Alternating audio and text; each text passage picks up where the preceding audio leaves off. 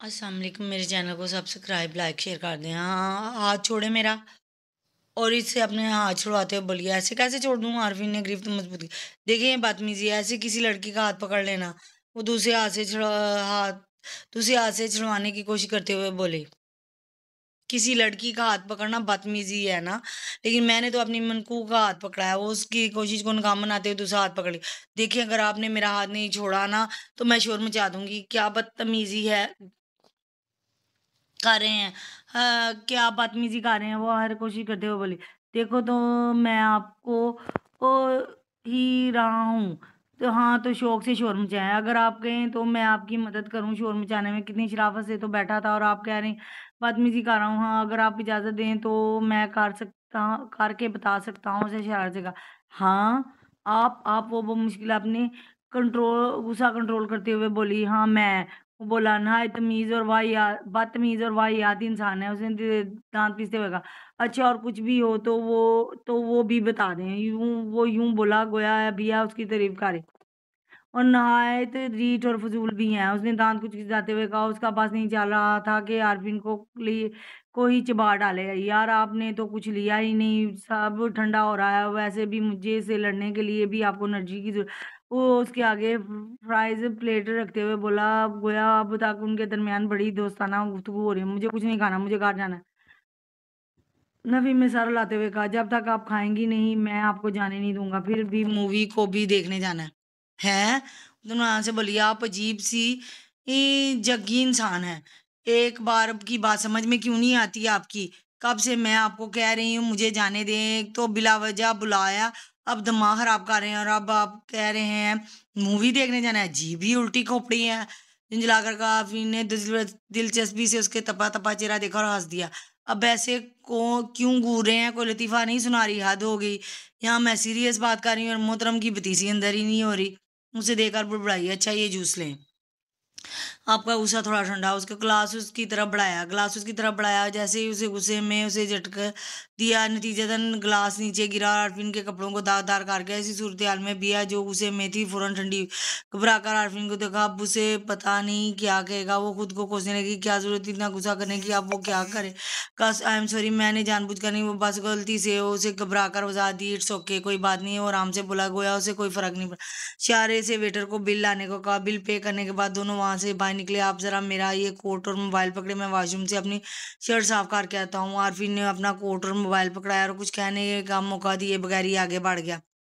से वॉशरूम में एंटर हुआ, उसे सामने ही आरफीन नजर आया जो अपनी शर्ट साफ कर रहा था। भाई यहाँ क्या कर रहे हैं? अब तो बेटा तू गया। वो बुड़बुड़ाए, जल्दी से लेफ्ट साइड पर टॉयलेट की तरफ मुड़ गया कि आरफीन उस पर नजर ना पड़े। तभी अलियान की नजर सामने लगे बोर्ड पर पड़ी। आरफीन शर्ट साफ करके फारिग हो गया तो उसकी नजर एक लड़के पर गई। ने तो उसे अजीब नजरों से देखा। जहां वो जा रहा था वहां जले हरूफों में फॉर हैंडीकैम लिखा था। आरवी ने सर से पैर तक उसे घूरा। वो बंदा भी हैंडीकैम है क्या? लेकिन ये बात उसके लिए अजीब नहीं थी, बल्कि उसके लिए ये अंदाजा लगाना करना मुश्किल था कि उसका कौन सा पार्ट डैमेज है, क्योंकि गर्दन भी दाएं जानिब लटकी हुई थी और उस तरफ की भवें ऊपर को उठी हुई थी और आंखें बंद थी। तो दूसरी आंख उसकी तरह फैली हुई थी कि गोया दूसरी आंख का काम भी इसी से लेता। एक तरफ के होंठ ऊपर और को उठे हुए थे, जैसे अल्लाह जिसे आंख का मोकल मुताका करने को बेताब। जुबान बाहर को निकली। दाएं हाथ कोनी से पीछे कमर की तरफ मुड़ा। बायां पैर का घुटना आगे को निकला। वो मुश्किल बायां हाथ कमर पे टिकाए चल रहा। गर्ज ये कि वो पूरा का पूरा डैमेज। आरफीन को उसका कोई हिस्सा भी सलामत नहीं दिखाई दिया। एक तरह हम भरी नजर डालता बाहर आ गया। उसे जाते ही आलियान कराते हुए सीधा, और शुक्र था कि उसकी नजर उस बोर्ड पर पड़ गई। इस कर ही उसे ये आइडिया यूज किया और उससे पहले कि आरफीन की नजर उस पर पड़ती उसे पोजीशन ले ली। अब ये अलग बात थी कि उस चक्कर में गर्दन और जिस्म जो हालत थी वो नहीं वही जानता। भाई क्या कर रहे थे? शुक्र है बचत हो गई, नहीं तो रास्ते लगने थे आज तो। अपनी गर्दन हिलाते हुए बोला, हाँ तो आप लोगों के एक्स्ट्रा क्लासेस थी? वैसे ये मुझे पहली बार पता चला थिएटर में भी कोई क्लास होती। दोनों को घूरते हुए बोली। इस वक्त वो सब मेहरमा के बेडरूम में थे। दरअसल ये जब मूवी खत्म हुई तो सब आ रहा है। सबको देखा और वहां तो कुछ नहीं बोले, मगर घर आते ही साथ ही उन्हें सीधा अपने रूम में ले आए और उनकी क्लास जो लेनी थी शारिया ने पहले ही बता दिया कि खुद नहीं पता था कि रोशनी से मूवी दिखाने ले जा रही है। उसे लिए वो उसे बहस बचत हो गई। बोलो ना कौन सी क्लास थी थिएटर में, वो फिर से बोली फौरन। उफ सॉरी ना, अब तुम पीछे ही पड़ जाती है। नाबिया बोली हाँ दिमाग खराब है ना मेरा। उसे घूर बोली अच्छा पापा सॉरी, आइंदा तुम्हें बताकर जाएंगे। जरनाब ने कहा तो मेहरबानी से घूरने लगी। तुम्हारी और तुम्हारी फ्रेंड भी हाल माल में एडमिट थी, जो तुम इसकी दुकान के पास। अब उसका रुख भैया की तरह, नहीं वो मुझे कुछ शॉपिंग करनी थी। वो गड़बड़ाकर बोले अच्छा ये इनकलाब का रूनमा बिया भी खुद से शॉपिंग करनी चाहिए। मेहरमा उसे घूर कर बोली अरे वो बस कुछ जरूरी चीजें लेनी थी, उसे बहाना का। वैसे ये आजकल तुम्हारा चक्कर कुछ ज्यादा ही फ्रेंड की तरफ लगने लगा। शारिया ने उग्र अंदाज में कहा, सिर्फ 2 ही दफा ही तो गई हूँ, वो जल्दी से बोली। और तुम लोग फुटबॉल मैच का था ना, और तुम्हारा इम्पोर्टेंट टेस्ट क्या वो भी थिएटर में होता है? अब इन तीनों की बारी, वो तीनों चुपचाप से कान लपेटे सुन रहे थे। क्यों सा उसकी बात सुनकर उनकी सेहत में कोई फर्क पड़ना। आजकल सबके एग्जाम चल रहे थे, इसलिए खानविला में खामोशी का राय था। वजह से सब लोग बड़ों के दरमियान क्या चल रहा है किसी को नहीं पता। सिर्फ अबिया ही फारक थी, जिसे आजकल फिक्र खाई जा रही थी कहीं आरफीन गार ना आ जाए, जो उसे रोज फोन करके परेशान कर गारानी की धमकी दे देता। नहीं बोलता, इसलिए उसे भी कुछ खबर ना थी कि बड़ों के दरमियान का ये एग्जाम खत्म हुए जनाब या और शोर मचाते हुए घर में दाल हुई या अल्लाह खुश तो ऐसे हो रही है गोया किला फतह करके यार। नहीं हो अबिया बोली अरे पूछ मत कितनी खुशी हो रही है। वो सोफे पर पसर कर बोली कोई पूछ भी नहीं रहा, तुम खुद ही बकवास कर रही है। मुगी रूम में एंटर होते हुए बोला तुम तो चुप ही रहो, आज मेरा मूड अच्छा है। इसमें तुम्हारे साथ बहस करके खराब नहीं करना चाहती, इसलिए शराफत से काट लो यहाँ से। उसे मुगीर को घूरा ओ अच्छी जबरदस्त, मेरा घर है, मैं क्यों कट लूं? तुम ही खिसको यहाँ से, तुम्हें मसला है ना, मुझे नहीं। वो बोली अब राय मेहरबानी तुम दोनों झगड़ना मत शुरू कर देना। अभी आप बीच में मुतालत की, मैंने ये ही पहले शुरू कर, मुझे कोई शौक नहीं इसके साथ दिमाग खपाने का। जनाब बोली झूठी शर्म नहीं आती छोटे से मासूम से भाई पर इल्जाम लगाते हुए। मुगीर ने कहा तो जनाब ने उसे सर से पैर तक घूरा। कहाँ से मासूम हूँ?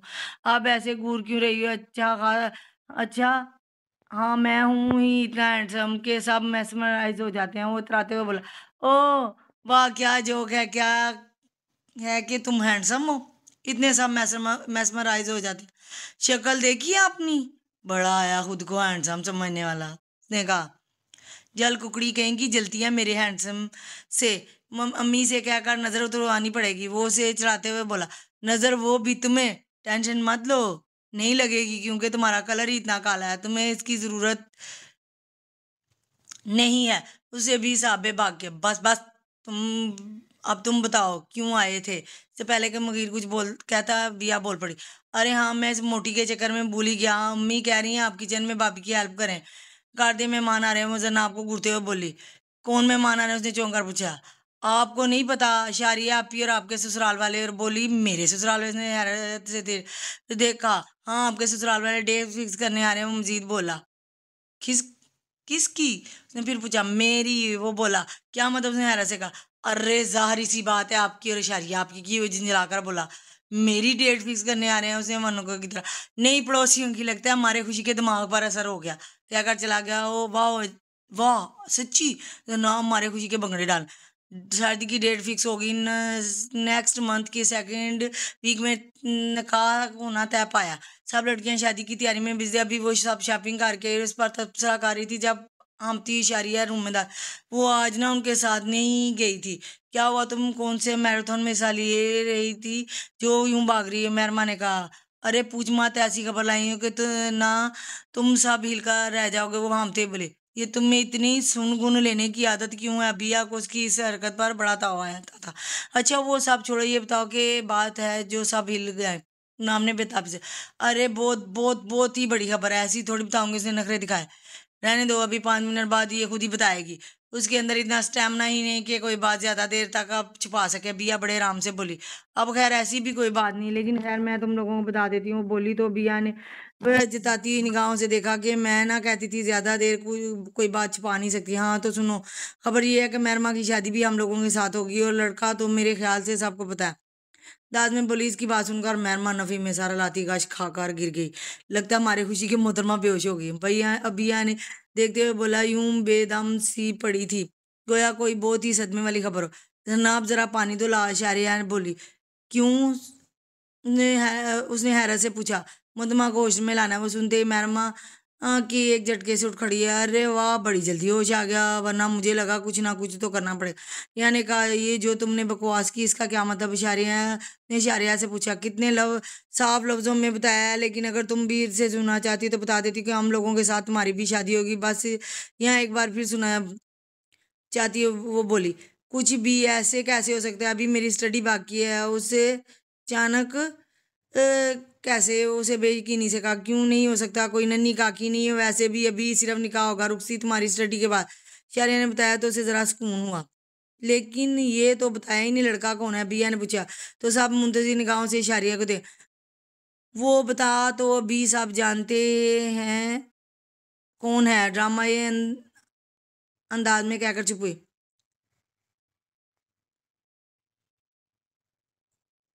अरे भाई, बक भी दे, कौन है? क्यों बिला वजह सस्पेंस क्रिएट कर रहे हैं? ना बेचर कर। खैर तुम लोग इतने इसरार कर रही है तो मैं बता देती हूँ। वो कोई और नहीं बल्कि वलीद है।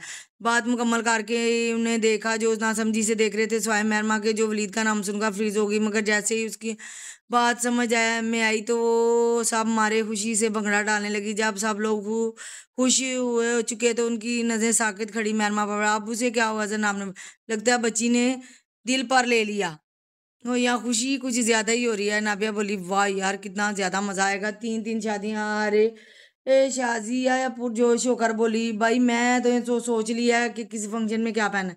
फैशन की दिल दादा सर ना बोली। अभी वो सब यही बातें कर रहे हैं। मेहरमा साकित वजूद में हरकत है और आस्तीन चढ़ाती टेबल लिए दरवाजे की तरफ बढ़ी और जोरदार आवाज से दरवाजा बंद करके बाहर निकली। इसे क्या हो गया? अभी आप बोली, कुछ खास नहीं, बस वो वलीद का दिमाग ठिकाने लगाने की। शारिया के राम से कहा, ये लड़की भी ना बिया बुड़बुड़ा कर रह गई। अभी कुछ दिनों से लग रहा है। बदले बदले से हम हैं, हम बैठे बैठे दिन में सपने देखते, नींद कम है। अभी कुछ दिनों से सुना है दिल का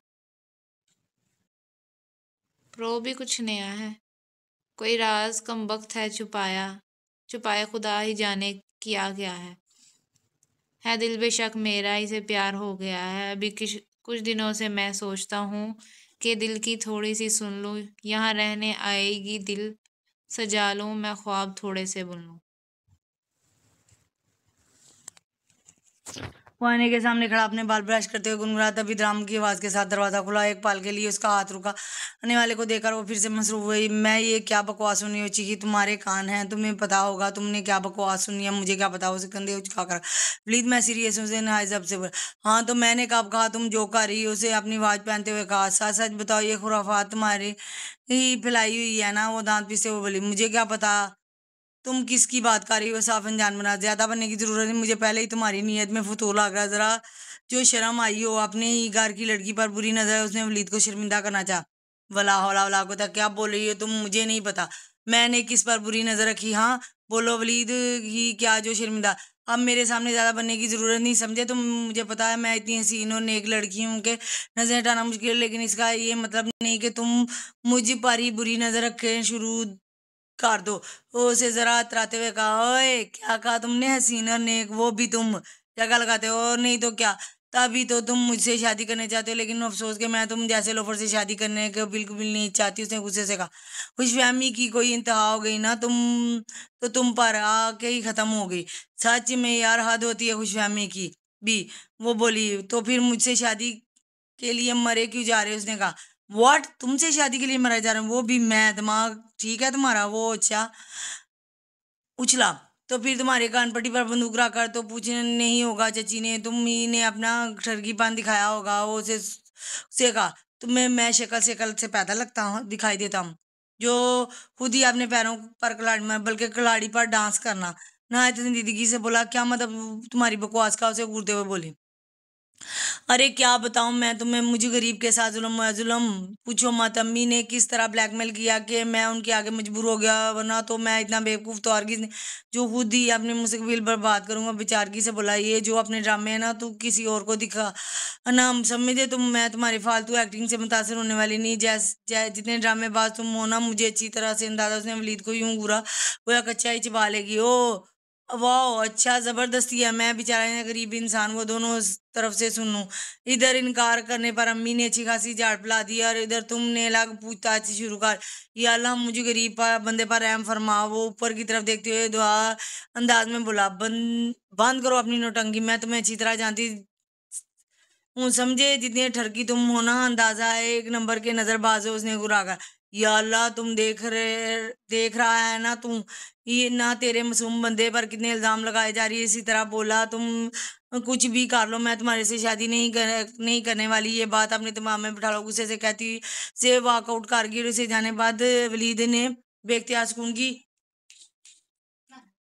फिर से गुनगुनाना शुरू कर दिया। तैयारी पकड़ी।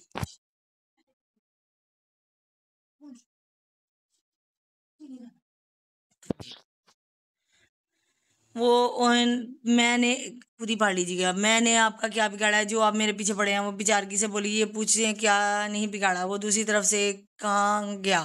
आपको पूरी दुनिया में सिर्फ मैं ही मिली? वो झुंझलाकर बोली, यही तो मसला है कि आपके अलावा कोई मिला ही नहीं। उसने कहा, देखे, मैं हरी बार कह रही हूँ, छोड़ दे मेरा पीछा, बख्श दे मुझे। वो मिन्नत करते हुए बोले, अब ये तो नामुमकिन है, निकाह किया कोई मजाक नहीं, जो ऐसे ही जब मर्जी आए कर लो, जब दिल करे तोड़ दो।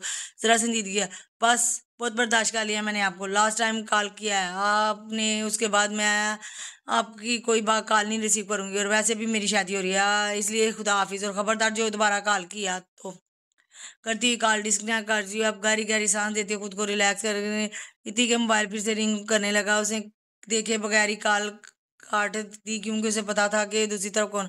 अब उसे याद कर लिया कि आरफिन की कोई कॉल अटेंड नहीं किया, बहुत हो गया। अब उसकी बर्दाश्त भी जवाब देने लगी, जो करना करता है कर ले इसकी बला से। उसने लाख बहाने बनाया कि उसे वलीद से शादी नहीं करी, मगर उसके सारे हीले बहानों को अम्मी ने छुट्टियों में उड़ाया। उसे भूख हड़ताल और फिर भी केस माँ का देख लिए, मगर सब बेसूद के सामने उसकी एक ना चली। बकौल अम्मी चिराग लेकर भी इससे बेहतर मान नहीं मिल सकता, तो बिला वजह क्यों कुफराने नेमत करें? उसे बस नहीं चल रहा कि वलीद के टुकड़े टुकड़े कर देने। जाने इस कमीने ने कौन सी सरगाब के पर जुड़े हैं जो उससे नहीं दिखाई देते। इधर अम्मी उसकी कोई बात मानने को तैयार ही नहीं, उधर वलीद ने जीना आराम किया। रात उसे जलाना कोड़ाना नहीं भूलता, ये भी जितना हो सकता से निपटती, लेकिन साथ ही उसकी बातें सुनकर अपना दिल जलाना नहीं भूलती। शारिया शादी से पहले ही आलम से बात करना चाहती और एमन में पूछना चाहती थी, लेकिन उसे समझ नहीं आ रहा वो किस तरह से बात करे। शादी में भी कुछ दिन है, रोशनी बीच में इन्वॉल्व नहीं करना चाहिए। बगैर रोशनी की मदद से उससे बात भी नहीं कर सकती। यही सब सोचते तब उसे अचानक याद आया कि एक दफ़ा मजाक में रोशनी आलम का नंबर उसके मोबाइल में सेव किया। उसे तब चेक नहीं किया। वो फोन मोबाइल की तरफ बढ़े, उसने अल्लाह का नाम लेते चेक की, तभी एक नंबर उसकी नज़र से गुजरा जिस नाम से वो सेव था। उसे देखकर दिल से एक हुक निकली। उसे हिम्मत जमा करते हुए धड़कते दिल के साथ नंबर डायल किया जो शारिया के आलम के नाम से सेव था। बेल जा रही थी। 3 रिंग के बाद फोन उठा लिया। हेलो, आलम की आवाज़ सुनाई। हेलो, अस्सलाम वालेकुम। उसने धड़कते दिल के साथ सम कौन? वो बोला। शायद उसे शारिया की आवाज़ नहीं पहचानी थी। वो मैं उसने समझ में नहीं आया कि अपना था। हाँ, कौन बताएं? वो बोला। मैं शारिया। उसने झट से कहा। तो मैं क्या करूं? वो ज़रा हैरान होकर बोला। मैं शारिया हूँ। उसने फिर से कहा। कौन शारिया? वो बोला। तो शारिया को बड़ी तेज़ गुस्सा। अब वो अपनी मंगेतर का नाम भी भूल गया। आलम, बताओ ना कौन सा ड्रेस लूँ इन दोनों में से? मुझे तो दोनों ही अच्छे लग रहे हैं। और इससे पहले कि वो कुछ बोलती, उसने फ़ोन के दूसरी तरफ किसी लड़की की आवाज़ सुनी। उसे अंदाज़ा हो गया कि था कि एमन ही होगी। दोनों ही ले लो, और कुछ चाहिए तो वो भी ले लो, जब तक ज़रा मैं ये कॉल निपटा लूँ। आलम ने कहा। तो कितने मज़े से उसे शॉपिंग करवाई जा रही है, और उधर तीसरे ब्राइडल ड्रेस साथ में लेने जाने का भी नहीं कहा, और उसे दिल मजीद बुरा। हाँ, तो कहीं कौन है आप? उस उधर से आलम बोला। कोई नहीं। वो जल कर बोली और फोन क्यों किया? उसने पूछा। दिमाग खराब था इसलिए फोन काट लिया, अब काट भी देती हूँ। कहकर उसने फोन काटना चाहा। अरे अरे कोई ये फोन मत काटो, बस ऐसे ही मजाक कर रहा हूँ, हंसते हुए बोला। ऐसे वाहियात मजाक को उसे खफगी से कहा। बस यार ऐसे ही तुम्हें तंग करने का दिल किया। वैसे खैरियत मोहतरमा, काल क्यों की? बोला। उसे पूछने पर वो सटपटा कर क्या कहे, क्योंकि सोचा जितना आसान था उसे क्लियर कर लेगी, लेकिन कहना उतना ही मुश्किल है। वो मैंने रोशनी का पूछने के लिए फोन किया, आज वो आएगी या नहीं। अब मेरे ख्याल से रोशनी का नंबर तुम्हारे पास तो होगा ही, सो इससे डायरेक्ट पूछ लेती। वो बोला तो उसे अपने बहानों के बूढ़ापन का एहसास हुआ। नंबर ऑफ जा रहा था तो इसे उस गला उजर तराशा। तो फिरदौस भाभी को कॉल कर लेती। वो बोला तो इशारे अपना सर पीट कर, क्या जरूरत थी कॉल करने की, अब भुगतो। वो मेरे मोबाइल की बैटरी ऑफ हो रही है, अल्लाह हाफिज कहकर उसने आलम के जवाब का इंतजार किए बगैर ही झट से कॉल बंद कर। फिर इस तरह शादी के दिन करीब आए। तीनों ही अपनी परेशानी में मुब्तला। बिया को आरफीन का तड़का लगा रहा था कि घर ना आ जाए। शारिया को एमन के खटके थे और मैरमा से वलीद ही जहर लगता था। जूं जूं शादी के दिन उसका बीपी बढ़ता ही रहता कि वो शायद जिंदगी उसे कैसे बर्दाश्त करेगी, जो उसे चंद मिनटों के लिए ही खटकता था। खैर उस तरह उनकी नोकझोंक में माइयों का दिन आ गया। फंक्शन घर के लॉन में होता था। सुबह से घर में हलचल मची। किसी का अटपटा डाई करवाया के लाया थे, किसी की मैचिंग शूज, तो किसी ने टेलर से कपड़े लाने थे। इसी चक्रों में सबसे ज्यादा नुकसान बेचारे वलीद का हो रहा था। बेचारा दूल्हा होने के बावजूद भी सारे काम खुद कर रहा था। अभी भी वो थका हारा बैठा। जब मेहरमा दंदनाती हुई, वलीद उठो जल्दी, मुझे फूल वाले के पास जाना है फूलों की झूली लेने। और उससे हुक्म सुनाती को, मैं नहीं जा रहा कि यार हद हो गई, मुझे गरीब को तो तुम लोगों ने अपना ड्राइवर ही समझ लिया। उसे नफी में सारा लाते, कैसे नहीं जाओगे? अभी चचा जान को कहती हूँ, वही तुम्हें सीधा करेंगे। उसे धमकी देती है। चचा जान तरफ जाने लगी। जब अभी वलीद ने फौरन आगे बढ़कर उसका हाथ पकड़ लिया। चल रहा हूँ, उसे घूरते हुए बोला। तुम्हें तो बताया हूँ रास्ते में चलो। वो बुड़बड़ाया। क्या कहा तुमने? उसने सुना। कुछ नहीं मेरी माँ। चलो, वो बात मजा सा बोला। हाँ ये हुई ना बात। उसे मजे से कहा और बाहर की तरफ बढ़ गई। अब चलो भी गाड़ी की। यूं बैठे बैठे क्या सोच रहे हो? उसे घूर कर बोली, जो बैक मिरर से उसे घूर रहा था। मैं गाड़ी तब चलाऊंगा जब तुम आगे आकर बैठो। शोफर ने ही समझ लिया है, उसने कहा। तो वो गुस्से से देखती आगे आई और जानबूझकर जोर से दरवाजा बंद करके बैठी और उसके बैठते ही गाड़ी आगे बढ़ा ली गई। अभी ये लोग कुछ दूरी पर पहुंचे कि हल्की हल्की बारिश शुरू हो गई। ये अल्लाह, इसे अभी बरसना था। विंडो से बाहर झांकते बुड़बुड़ाए, वाह कितना अच्छा मौसम हो रहा है, काश मेरे साथ कोई खूबसूरत सी लड़की होती और हम दोनों से की बाहों में बाहें डालकर एक दूसरे में गुम होकर मजे लेते। बोला, बस बस निकल आओ अपनी डे ड्रीमिंग से और सामने देकर चलाओ। इतनी जल्दी मुझे मरने का कोई शौक नहीं है, तुम्हारे साथ तो बिल्कुल नहीं। चिढ़कर कहा। हमेशा उल्टा सीधा ही बोलना। कभी ये नहीं हो सकता कि तुमसे अच्छी शक्ल ना हो तो अच्छी बात ही कर लूं। तुम्हारी भी क्या गलती है?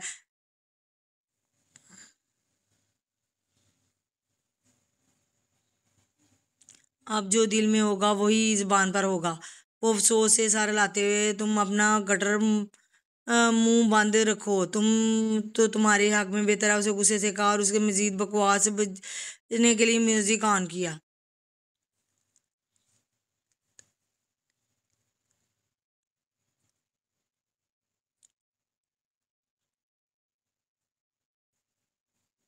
उसे कुछ देर तो बर्दाश्त किया, फिर झट से सॉन्ग बंद गया। मैरमा सर पटाकर फिर से सॉन्ग चेंज किया। चोरी नजरों से वलीद को देखा जो मुस्कुराते हुए ड्राइव कर रहा था। लाओ ला, इस म्यूजिक प्लेयर ही ऑफ कर दिया। पता नहीं है इतने वाहियात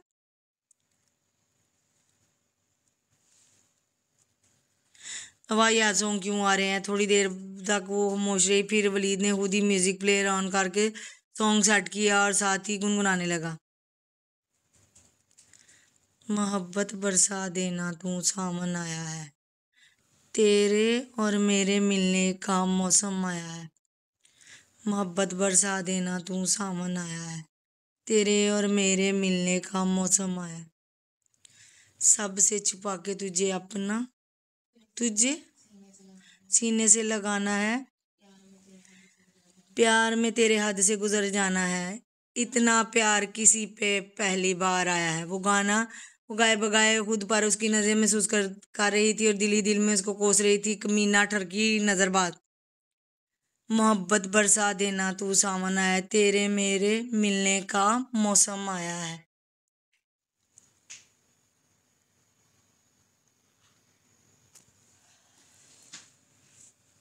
कितने पल के अभी क्यों एक पल की भी जुदाई सही जाए ना, क्यों मेरी सांसों में मेरे सीने में समाए ना।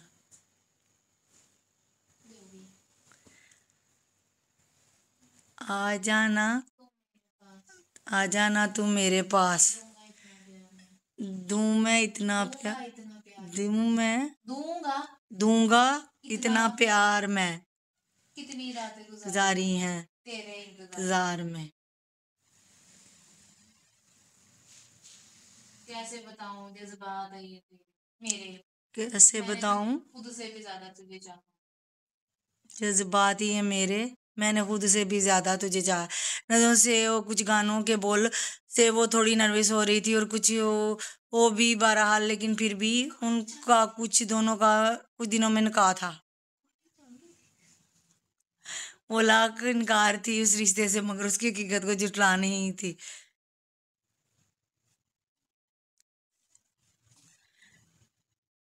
उसे अपनी कफियत से घबरा कर जल्दी से म्यूजिक ऑफ कर दिया, मगर वलीद ने फिर से प्ले कर दिया।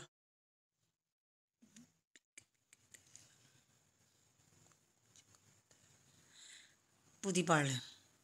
मेहरबान फिर से ऑफ करना चाहा तो वलीद ने उसके कोशिश को नाकाम बना दिया। उसके हाथों पर अपनी गिरफ्त मजबूत कर ली और एक झटके से गाड़ी कार रोक दी। मेहरबान ने उसे गुस्से से देखते हुए हाथ छुड़वाना चाहा, मगर उसका छोड़ने की बजाय उसके करीब आने लगा। मेहरबान नर्वस होकर पीछे होने लगी। ये आज ही से क्या हो गया? पीछे पीछे होते दरवाजे से जा लगी। वलीद उस पर झुका, मायूस स्पेशल वो उस पर झुकते हुए कुछ करता इससे पहले ही कि कराती हुई दूर हुई, क्योंकि मेहरमा ने जोर से अपनी कोनी अपने उसके पेट में रसीद की थी और अब वो उसे खूंखार तेवरों से घूर रही थी। लास्ट टाइम भी मैंने तुम्हें वार्न किया था ना कि आइंदा अगर मेरे साथ कोई बदतमीजी करोगे तो भुगतोगे भी। शायद तुमने मेरी बात को संजीदगी से लिया ही नहीं। उसे देखते हुए बोली, जो अपना पेट पकड़े झुका, बंद करो अपनी ये थर्ड क्लास एक्टिंग और शराफत से फूलों की दुकान पर चलो। कहा, मगर फिर वो भी टास से मस नहीं हुआ। क्या मैंने बहुत जोर से मार दिया? बुड़बुड़ाई, फिर उसे हिलाया। वलीद, अब चलो भी, लेकिन वो जूं का तू ना हुआ। अल्लाह, कहीं सच में बहुत तेज तो नहीं लग गया? वो सोचते हुए वो उसके कंधों से पकड़कर सीधा करते लगी। वो सीधा तो हो गया, लेकिन उसकी आंखें अभी भी बंद थी। मेहरमा ने उसके गाल थपथपाते उठाने की सही की, लेकिन उसके वजूद में फिर कोई हरकत ना। या अल्लाह, अब मैं क्या करूं? ये इतनी से मार से कैसे टून हो गया? वो उसे देखते बड़बड़ाई, फिर इधर उधर कुछ तलाशने लगी। उसे डैशिंग बोर्ड पर बोतल पानी की बोतल दिखी, जिसे उसने फौरन उठाया। उससे पहले कि वो सोच पर अमल करती हुई ने एक झटके से उसे अपनी ओर खींचा और हमले के लिए तैयार न थी। सो तवाज़ुन बरकरार न रख पाए, उसके सीने से जा टकराए। उसे अपना उठाकर उसे गुस्से से घूरना चाहा, मगर उससे शौक निगाहों की ताब न लाकर यहाँ वहां देखने की सौंग अभी भी बज रहा था। मैं नहीं पढ़ सकती। उसकी नज़र और अंदाज से अच्छी खासी नर्वस हो चुकी, सोने पे सुहागा सॉन्ग और उसके साथ आने पछता रही थी। जब उसके निकाह की डेट फिक्स थी तो वो ऐसे कभी कभी अपना ठरकीपन दिखाया दिया करता। नजर बार ठरकी ना हो तो कभी ठरकपन दिखाने का कोई मौका जाने नहीं देता। गुनगुनाते हुए उसके चेहरे को ठोड़ी से ऊपर किया, उस पर झुकी वो मुसलसल गुनगुनाता हुआ उसे मजीद कोई पेशकदमी करता। पानी की बोतल उसके मुंह पर उंडेल दी, उसे होश को सही मायने में उड़ा दिया था। वो झटके से दूर होकर अपना चेहरा साफ करता। मेहरमा भी सीधी होकर बैठी। ये क्या हुआ? यह हरकत थी? वो चीखा। वो तो जो तुम कर रहे थे जैसे वो बड़ी नेक काम था। वो तंजिया में सारा रोमांस का मजाक किरकिरा कर दिया। बड़ा क्या कहा तुमने? रोमांस? वो भी मेरे साथ? मुंह तो रखो, छिछोरा ना हो तो। वो से वलीद को गुरी जो बात मजा सा कार ड्राइव कर रहा था। बेफिक्र हो, नहा धोकर आया हूँ।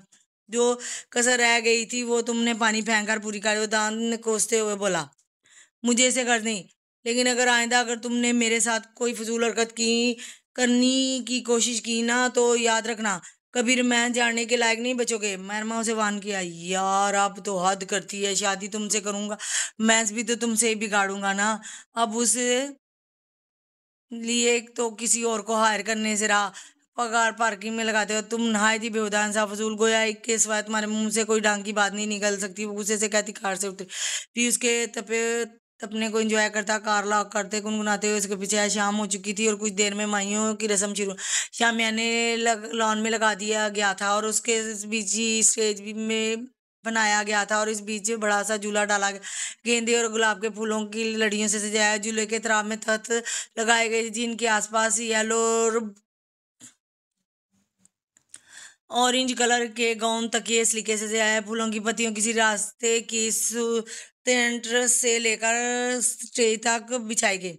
पूरे लॉन को येलो ऑरेंज लाइटिंग से डेकोरेट किया गया। अर्थ के पूरे सजावट ही खूबसूरत थी जिसे मैरमा से बहुत घुमाने के बाद वलीद ने सजवाया था। ओह प्लीज जरा सुनना, तो वो स्टेज की तरफ वाली लाइट सही से नहीं जल रही, उसे देख तो लो। अभी ही वो बेचारे सारे इंतजाम से मुतमिन होकर तैयार हुआ। जब वो दोबारा लॉन में एंटर हुआ तो मैरमा ने उसे बीच ही में जा लिया। अब क्या कसर है बाकी रह गई मुझे गंजा करने में, वो झुंझलाकर बोला। उफ, अब इतनी तानफन क्यों कर रहे हो? कौन सा मैंने तुम्हें चांद तारे तोड़ने से मुंह बनाते हुए कवलीद ने उसकी बात पर मैरमा को घूरा, जो येलो लॉन्ग कमीज और पैंट के साथ उसे मल्टी कलर का चुनरी का दुपट्टा लेकर उसे कंधे से लेकर दूसरे हाथ में कोनी में लटकाया था। मल्टी कलर के टसल पहने हुए थे। साथ सागरी चोटी बनाकर उसमें मोंगरे सादी चोटी बनाकर उसमें मोंगरे की कलियां परोई हुई थी। मेकअप के नाम पर काजल लगाया गया। गर्ज के वो उस वक्त अच्छी खासी गजब डाले। झुंझुलाहट के बावजूद उसे देखता गया। कहाँ खो गए? जाओ जल्दी से जाकर लाइट चेक करो, अभी सब मेहमान आना शुरू हो जाएंगे। वो आगे उसके हाथ हिलाते हुए बोली और लॉन का जायजा लेने लगी कि कहीं कोई कमी तो नहीं रहेगी। वो भी सर झटकता स्टेज पर की तरफ आ गया। जैसे ही सब मेहमान आना शुरू हुआ, सारी लड़कियां एंट्रेंस पर खड़ी और सबको वेलकम करने के फिर कुछ ही देर में लड़के वालों के आने का शोर बुलंद हुआ। सब अलर्ट होकर खड़े हो गए। सब लड़कियां ने येलो ड्रेस पहने थे, किसी ने चूड़ीदार तो किसी ने कली की तो किसी ने पटियाला। जिस ही रोशनी माइयों का थाल लेकर ताली उन सब ने उस पर फूल बरस की बारिश की, फिर उसे आगे पढ़कर फूलों का हार पहनाया। ये क्या भाई, मैं भी साथ ही हूँ, मुझे भी कुछ प्रोटोकॉल दो, फिरदौस बाजी ने उन सब से कहा जो इन्हें मुकम्मल तौर पर नजरअंदाज की रोशनी में मगन। क्यों? आपको क्यों दें प्रोटोकॉल? कितना कहा था शादी पे यहीं रुके, ये नहीं, आपको तो बहन से ज्यादा जेवर अजीज था। वह मुंह बनाते हुए बोली, इसमें तो खैर कोई शक नहीं कि मुझे अपना देवर ही बहुत अजीज है। अब इससे ये मत नहीं कि मुझे अपनी बहनों से मोहब्बत नहीं। अब आ गई हो तो ना, अब मैं अपनी बहन की तरफ हूँ, अब खुश हूँ। इन्होंने कहा, बहुत एहसान किए आपका। जनाब बोलिए, अरे वाह यार, जबरदस्त डेकोरेशन तो बहुत अच्छा किया है तुम लोगों ने। उन्होंने उनका ध्यान बटाने को कहा और इर्द गिर्द से ताशी नजर से लॉन का जायजा लिया। हाँ तो माँ बदौलत का आइडिया, मैरू फकरियां था। अस्तगफिरुल्लाह अस्तगफिरुल्लाह, इतना झूठ, कुछ खुदा का खौफ नहीं रहा आजकल लोगों में। मेहनत सारी मुझे गरीब की और क्रेडिट मोतमाल खुद ले लिया। वाह क्या जमाना आ गया, यानी कि नेकी कर और दरिया में डाल लो। वलीद की तस्वीर से पर आवाज पर उसे पलट कर देखा। क्या हुआ, कौन सी नेकी की तुमने? दरिया में डाल दी। फिरदौस बाजी ने उसे पूछा। अरे पूछे मत, कैसे कैसे लोग होते हैं।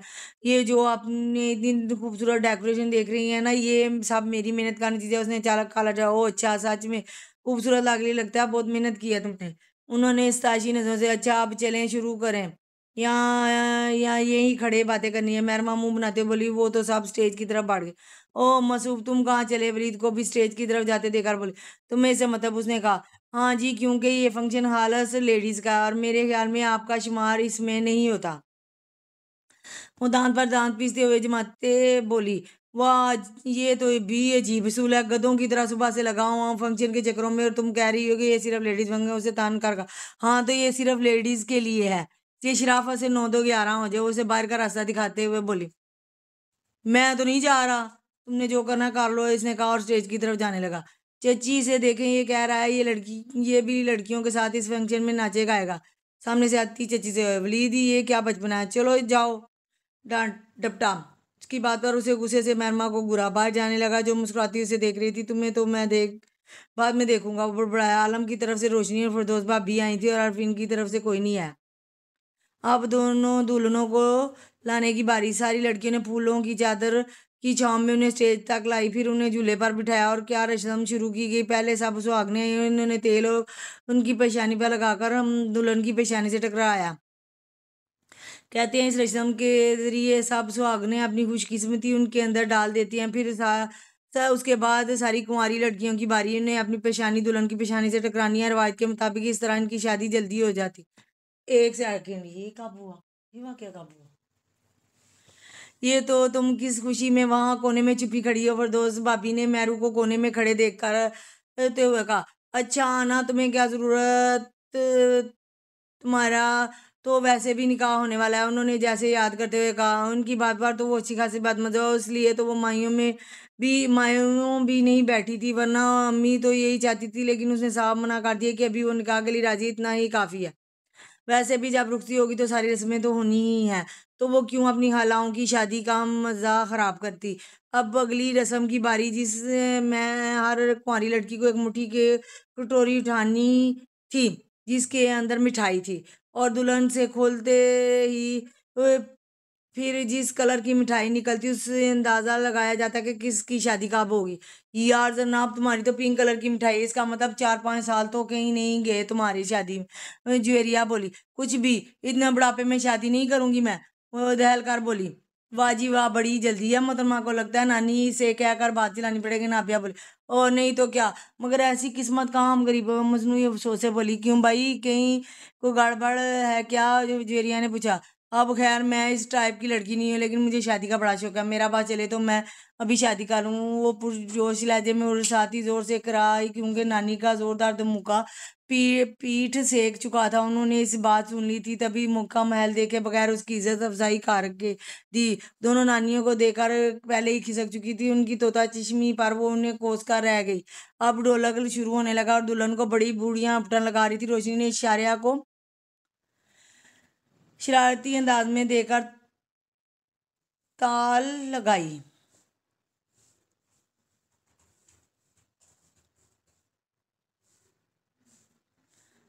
चले जी, खुद ही पाड़ ली थी क्या?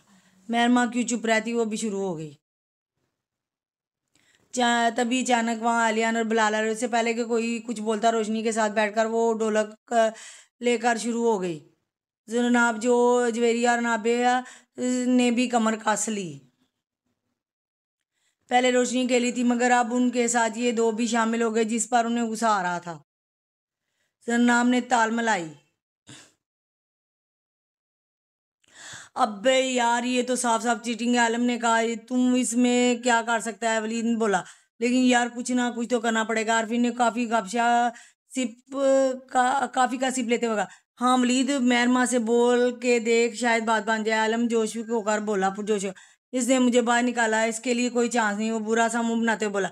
अबे यार, कैसे तू अपनी होने वाली को नहीं संभाल सकता? आलम ने उसे गिरा। कोई शरीफ या मासूम टाइप होती तो संभाल भी लेता, लेकिन जिस तरीके की है ना वो, अगर उसे तुम दोनों के इरादे पता चल जाए ना, तो शादी से पहले ही तुम लोगों को बीवियों को बेवा हो जाओगे। उसने मेहरमा के बारे में बताया। अब ऐसा भी मत बोल, अब ऐसी भी खूंखार नहीं है। वो कोशिश तो कर। आरफीन ने कहा। ठीक है, तुम लोगों के लिए मैं अपनी कुर्बानी देता हूँ। दुआ करना मेरे लिए इस जंगली के कहर से, अल्लाह मुझे महफूज करे। करता हूँ कुछ, लेकिन अगर कुछ गड़बड़ हुई तो मैं जिम्मेदार नहीं। उससे पहले खबरदार किया। यार जब इतना ही डरता है तो शादी क्यों कर रहा है? आलम ने पूछा। क्या करूं मैं, बेचारा मजबूर हूँ। मस्किनिया से बोला। दिल के हाथों मजबूर है बेचारा। तुम इसकी शक्ल पर मत जाओ, ये बहुत गुन्ना है। आरफी ने कहा। हाँ तो चलो जल्दी निकलो, फिर बात बनी तो कॉल करना। आलम ने कहा।